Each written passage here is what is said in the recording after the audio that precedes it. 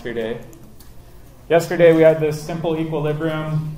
A plus B is in equilibrium with C plus D. And we said that if they're at different Gibbs free energy levels, then it will favor the side of the reaction that's lower on the energy coordinate diagram. So in this case, the top reaction, it's pre-equilibrium. The reaction will shift so that we produce more C and D. We said that if they're at the exact same Gibbs free energy level, then the reaction's at equilibrium and things are happy, right? And then I said the delta G value is at equilibrium when we get in this dip there, right? We're going to go back and we're going to use an equation that's hopefully familiar for a lot of you. We'll see. I'm going to judge your Gen Chem skills here. Ask Dr. Allen. Does anybody remember this equation?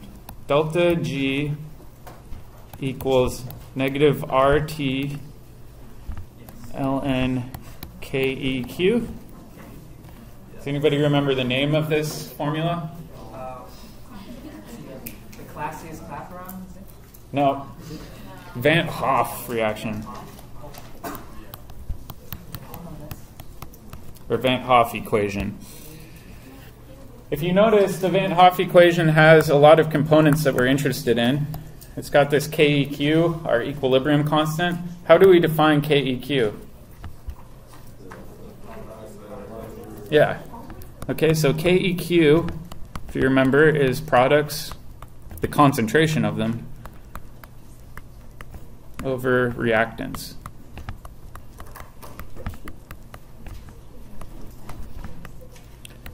Okay, T is our temp in Kelvin. Does anybody remember our R constant in Gen Chem? 8.314 joules per mole Kelvin. All right, and then we've got, last but not least, our delta G value, which tells us a lot about the equilibrium. There's a different way of writing the Van Hoff equation. If we want to solve for KEQ, what would that be equal to? Get your math brains working. Let's think about this. 10 to the delta G. It's a natural log, not a normal log. E to this thing. Yeah, so we got to go E raised to the delta G over negative RT. So it's an exponent to E, right? All right, let's try this and just double check to make sure that Van Hoff actually solved things and didn't make things more complicated. We said that things are at equilibrium if delta G equals 0.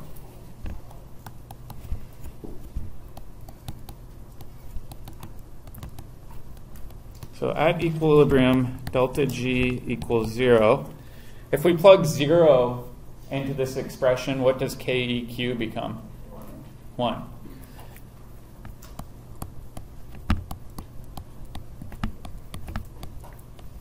If KEQ equals 1, what's our ratio of products to reactants? 1 to 1. Okay, so our ratio of products to reactants is 1 to 1. All right, let's do a different one. Let's choose something that's not quite at equilibrium. So what if delta G equals negative 17, let's do kilojoules per mole. What is the equilibrium constant going to be for this reaction? And I'm going to actually draw the reaction coordinate diagram for this. We've got G on this axis and reaction coordinate, or reaction progress. Oop, make this a little nicer. There we go. So we've got starting material up here, product down here. Our delta G value is negative.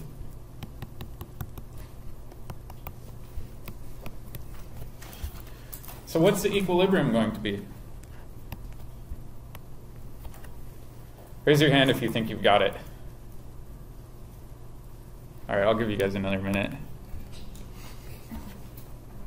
It's tricky.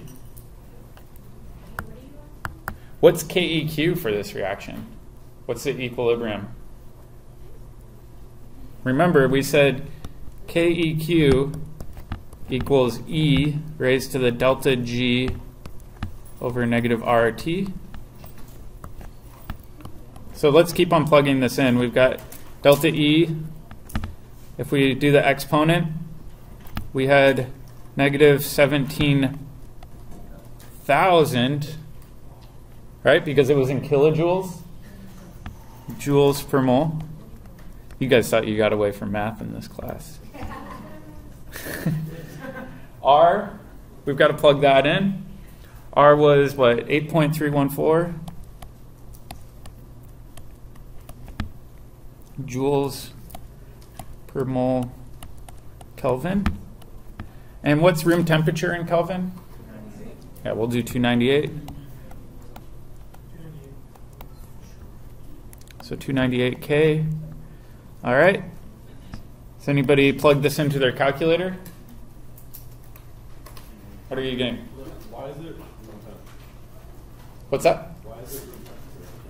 We're just assuming room temperature. We could change the temperature and change the equilibrium constant. What do you guys think the equilibrium constant is going to be for this reaction at room temperature? What did you guys get? 954.9.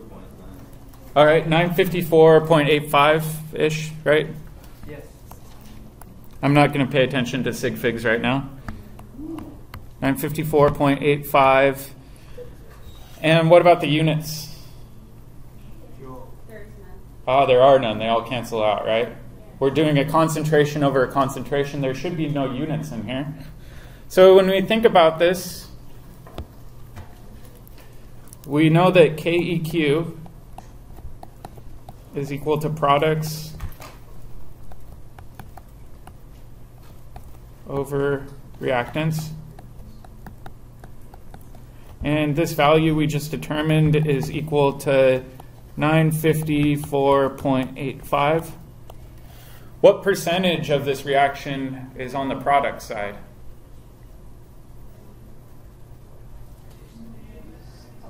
I'll give you a hint. This is the same thing as writing 954.85 divided by 1, right? So if we think about the product side, we've got 954.85 over the total, which is going to be 955.85 times 100. That means that this reaction is 99.99% on the product side. All right, just a second.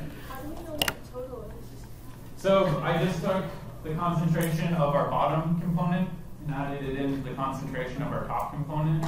That becomes 955.85. Our product component was far and away the biggest factor. So when we divide these two and multiply it by 100, the reaction is now 99.99% at product side. Only 0.001% at the starting material side. The top is product and the bottom is product plus reactant? Yes, exactly. So if you think about a chemical reaction, somebody could claim every reaction's at equilibrium. But the reality is, if that delta G value becomes large enough, or I should say negative enough, then the reality is it's not really an equilibrium anymore. It's almost exclusively a one-way arrow. It's not going back very much. So this was one thing I did want to point out because it kind of brings back some Gen Chem concepts. And as soon as we run into Gibbs free energy values that are greater than about 17, then we're running into really non-equilibrium conditions, and we just draw it as a one-way arrow, not a double-headed arrow like we saw with acid-base reactions. Does that make sense? All right, let's go back and talk a little bit about the barrier we have to overcome, because in this reaction coordinate diagram, it is a spontaneous reaction, but we still have an energetic barrier to get over. And we call this reaction kinetics.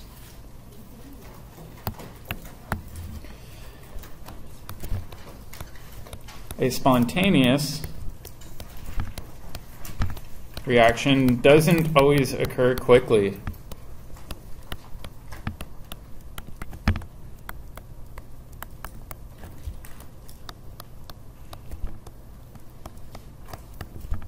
I really hope I don't turn into CO2 and water tomorrow. Like I said, I hope that occurs a long time from now. That means I want a big energetic barrier to go over before I become gas and water. All right. If you think about kinetics, we normally study kinetics by studying what? Physics. The rate, right? How fast is the reaction going? How do we determine the rate of a reaction? Yeah, change over time. What chemists do is they end up using a little k. Little k is referred to as our rate constant. And we can experimentally determine this for a reaction. And we multiply this by the concentration of our reactants.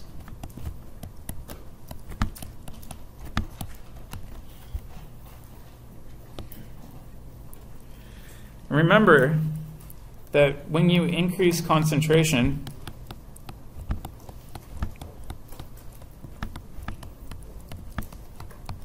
you increase the rate of molecular collisions, or frequency of molecular collisions.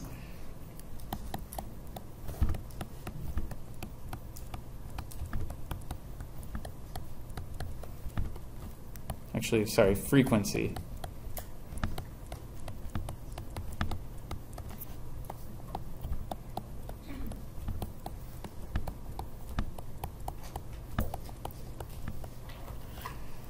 So let's say I need to react with a molecule, but that molecule is really, really, really far away from me.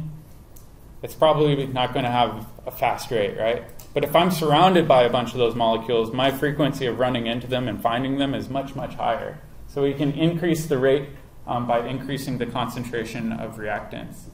What's another thing we can do to increase rate? Yeah, temperature, which is factored into that small k. So that small k has temperature factored into it. So the two big things are temperature and then concentration. How many of you guys studied rate laws in Gen Chem? I think all of you guys did. Good. We've got a few different rate laws. A first order rate is going to be equal to little k times the concentration of one component. Second order is going to be rate times little k times two components.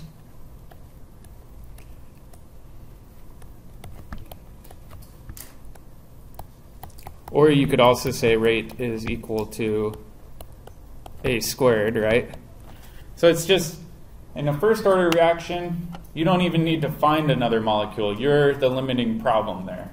If you're at a second order reaction, you've got two different things that must collide in order for the reaction to occur.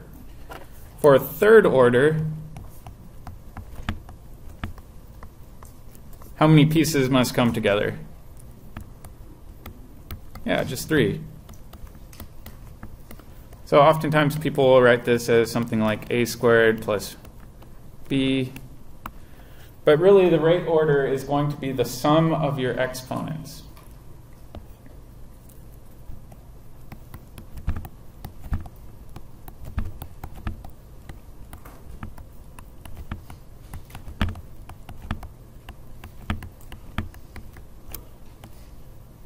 Why am I not going on to fourth order reactions?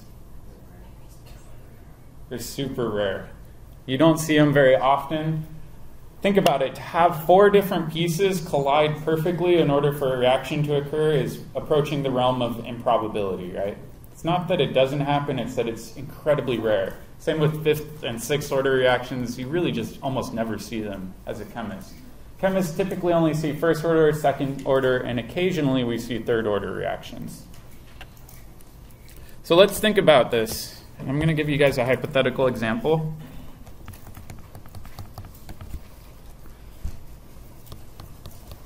You run a reaction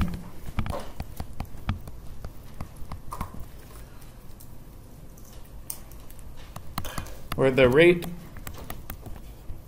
is doubled if you double A.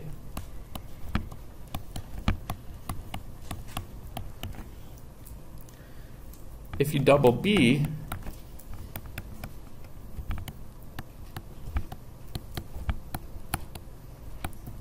the rate is quadrupled.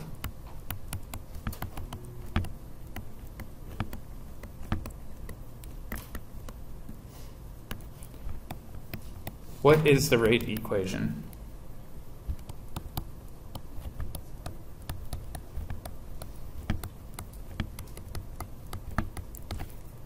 So what do you guys think the rate equation would be for this? Okay, so we've got rate. We've got our little k, which is just a constant value. It's got temperature factored in. And then we've got a 2-component reaction. We've got A plus B. If we double the concentration of A, the rate gets doubled.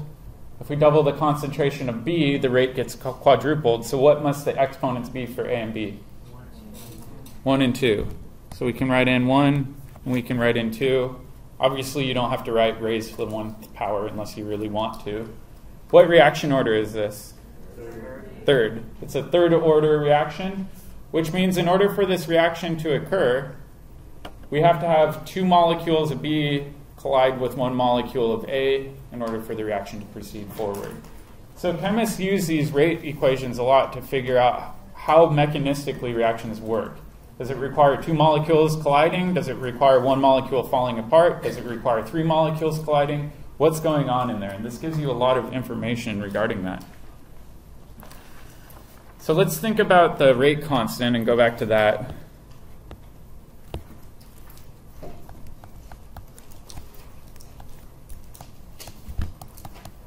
So factors that affect the rate constant.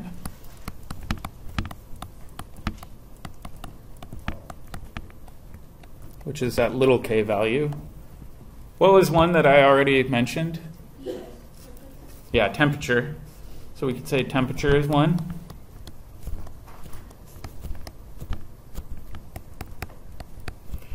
I always think of temperature as the energy I have to get over that hill, right? So how much energy do you have to climb?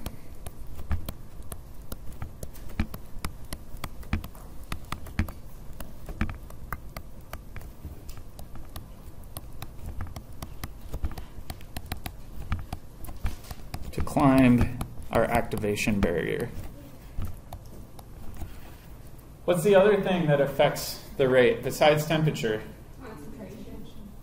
Well, we already said concentration isn't a part of the rate constant. That's factored in separately. But let's say I'm trying to get over this hill. One thing I can do is bring a lot of energy with me. What's the other thing that affects how quickly I get over that hill? The hill size, right? If I'm trying to get over a little hill, that doesn't take very much energy compared to getting over Mount Everest. So the other thing that matters a lot is just the activation energy itself.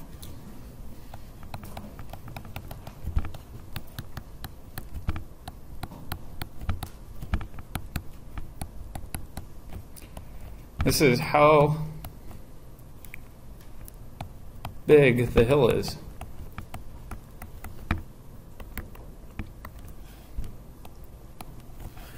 All right, so those are 2 things that affect the rate constant. Either we can have enough energy to get over the hill, or we have to look at the hill size.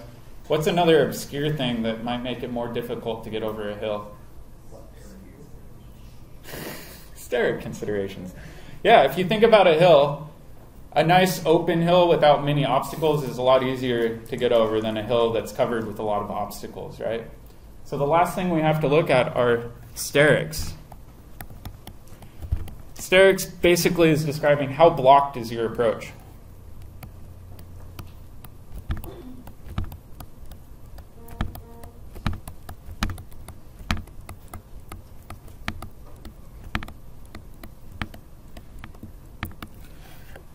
So let's say I need to react with something, but I have to react with it in a particular orientation, and this molecule is floating around in three-dimensional space.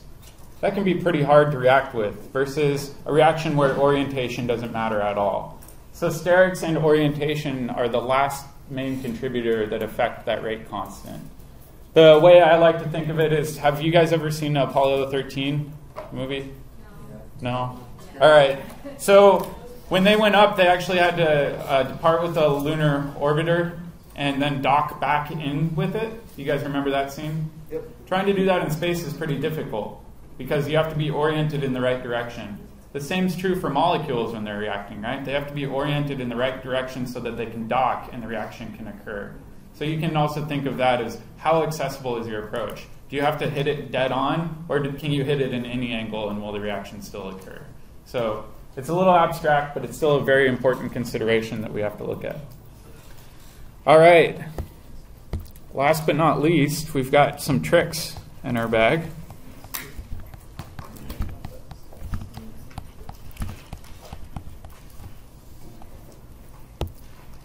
Tricks for lowering activation energy. Yeah? For number 3, what you were just discussing, could you give an example of something that's really of an actual compound? We're going to see it when we get into reactivity. Right now we're kind of talking about it in the abstract term, but we're going to see it in the next chapter. Oftentimes, let's say you need to react. I'll give you guys a sneak peek. Let's say I need to react with the inside of my hand here, but I've got all of this junk kind of floating around on the back. It's a lot harder to approach there than if I just had a flat face or one that's more exposed. So sterics are really how accessible is the approach to the reactive center of the molecule. All right, tricks for lowering activation energy. Let's say we've got a giant mountain in front of us. This is something that the builders of the trains did across the US. They said, all right, we've got the Sierra Nevadas in front of us. Are we going to build a train going over the Sierra Nevadas? Heck no, we're going to dig a tunnel. It's a lot easier sometimes to avoid that activation energy by finding an alternate way around it. What do we call it when or what can we use to find a completely different pathway? Catalyst.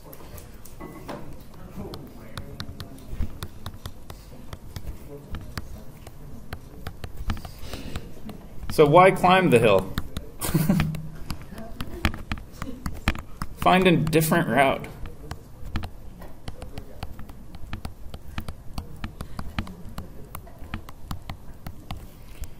So a catalyst is often used when you've got a really high barrier to overcome and the reaction is just not going to have enough heat. It's not going to be probable. So instead, we try to find a different route.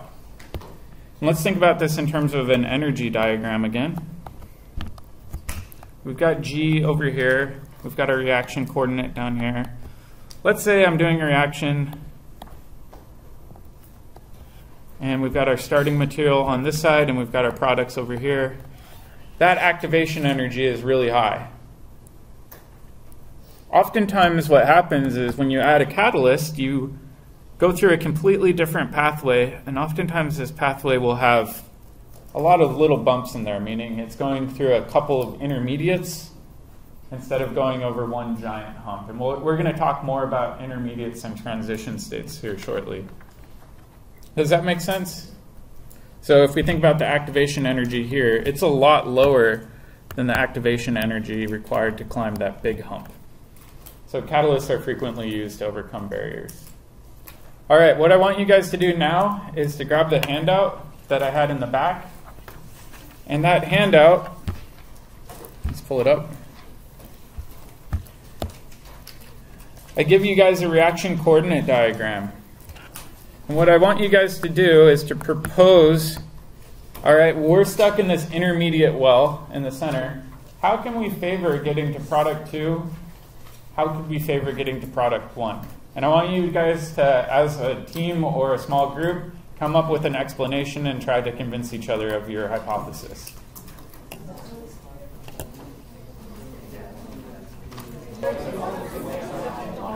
All right, this is a really common problem in organic chemistry. You have two competing pathways. How can you favor one pathway over the other?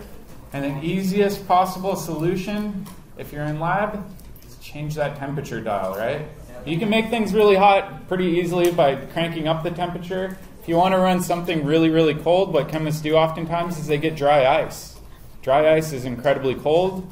It'll cool things down to negative 78 degrees Celsius, which really limits the amount of energy available.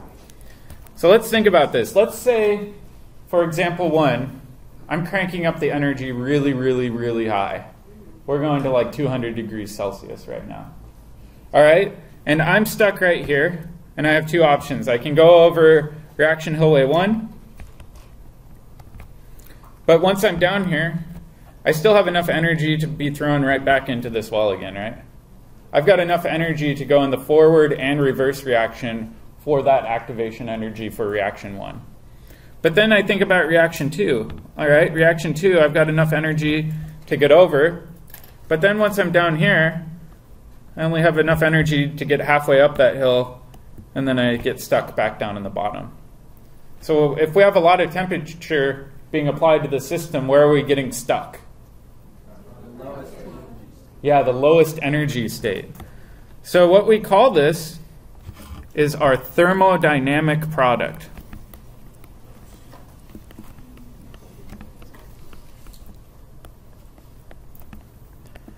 Oftentimes what people call this too is they say it's a thermodynamic sink or well. Once you get stuck in there, you're essentially not getting back out. That hill to get back out of this thermodynamic well is just simply way too high. It's too energetically unfavorable at this point. We had enough energy to get from the intermediate to product 2, but not product 2 back to that intermediate.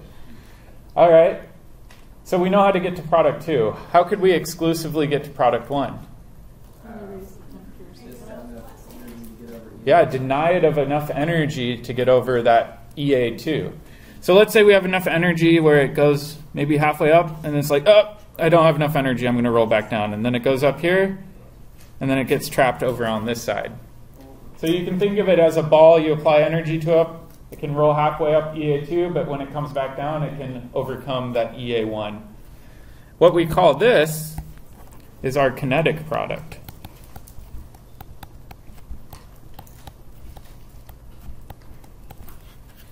All right, so now let's go down and explain ourselves here. How can we favor the formation of product 2 over 1? Apply heat.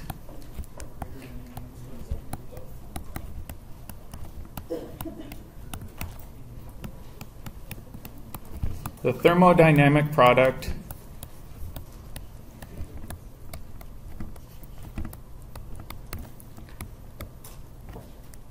is the most stable.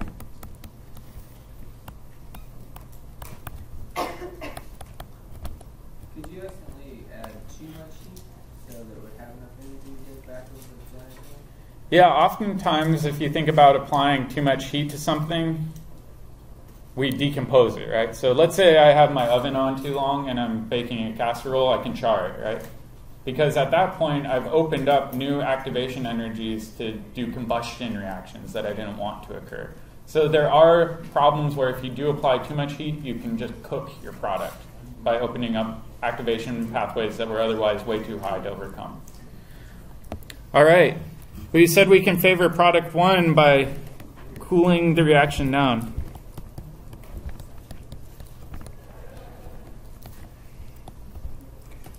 How could we define our kinetic product? It's not the lowest energy, it's not the most stable. If we go up and we look at product 1 and product 2, product 1 is less stable than product 2. It's higher in energy. How could we define the kinetic product then? What do you guys think?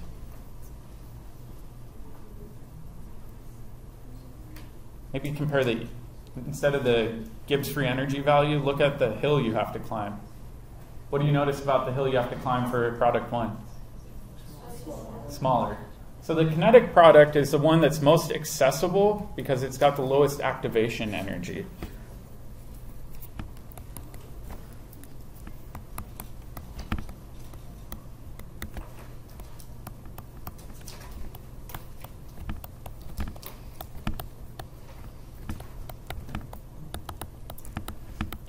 Since it has the lowest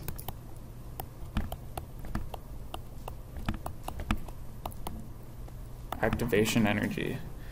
This is kind of neat too, because oftentimes chemists can't control this and exclusively get one product or the other or both products, and they can start with the same starting material. We're going to see a reaction that follows this unique pathway in second quarter, but I really like this. Oftentimes it's a competing battle between thermodynamics and kinetics. I always think of it as a Spike Lee. Has anybody seen Do the Right Thing? Where he goes, love, hate. I always imagine that in chemistry, like thermodynamics, kinetics. My friend said she was going to get it tattooed on her knuckles and do that. I thought it'd be cool. All right. Enough of my stupid stories. Yep.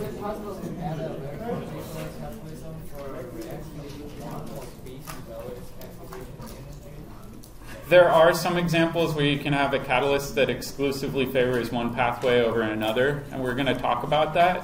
One of the main applications of that is getting a chiral catalyst. It can only react with one enantiomer of a molecule, but not the other. Yeah, that's one. Yep, those are very, very popular right now. All right, let's continue on and talk about reaction coordinate diagrams for multi-step reactions.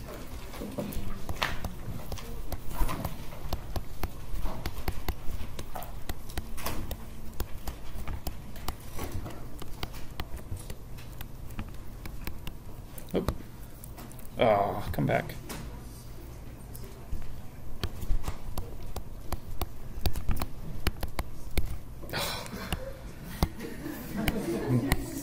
It's the size. I'm just too fast for my computer.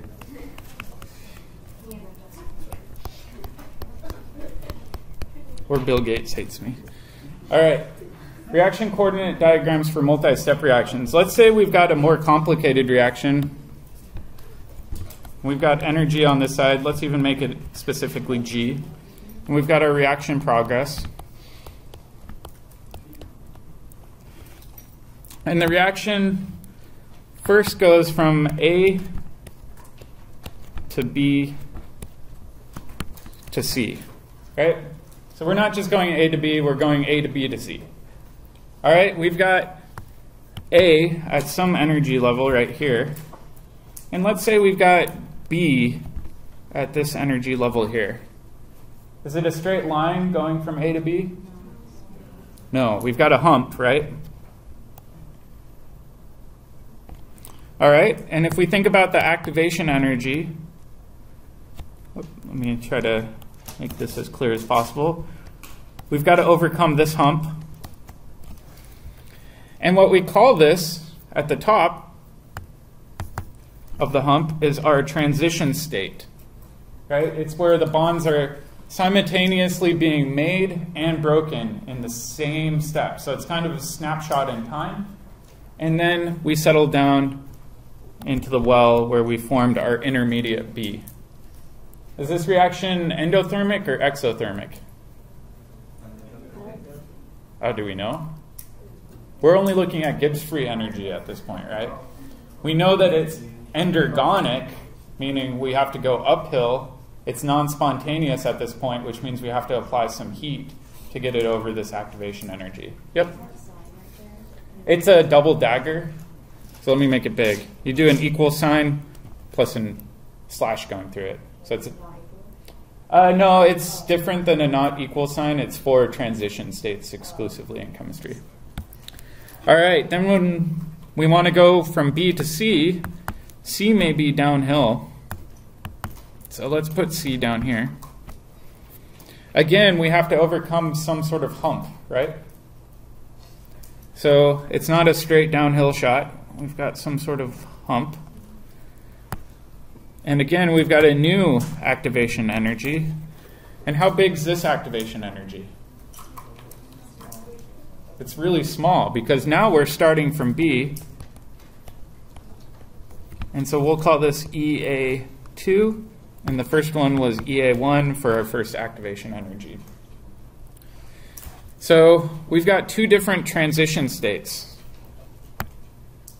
We've got this transition state up here.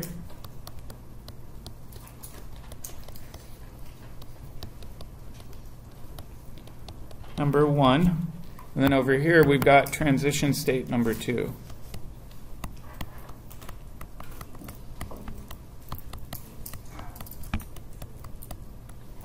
Do you guys think we can isolate B, the compound B? Yeah, we theoretically could, right? It's in an energetic well right there. We could trap it. Do you guys think we could trap and bottle transition state number 1? Raise your hand if you think absolutely not. You can't isolate it because you're at the top of the hill. It's going to roll down. Yeah, you guys are thinking on the right track. Transition states cannot be isolated. So let's even write that down.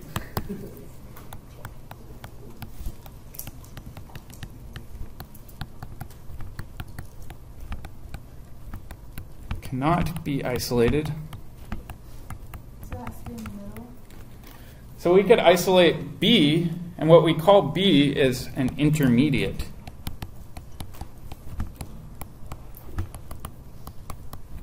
Because we're not quite at C yet, we're only halfway there. We're in the middle stage. So transition states cannot be isolated.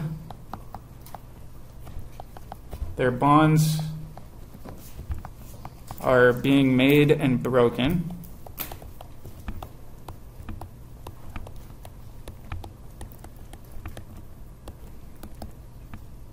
But however, we can isolate intermediates.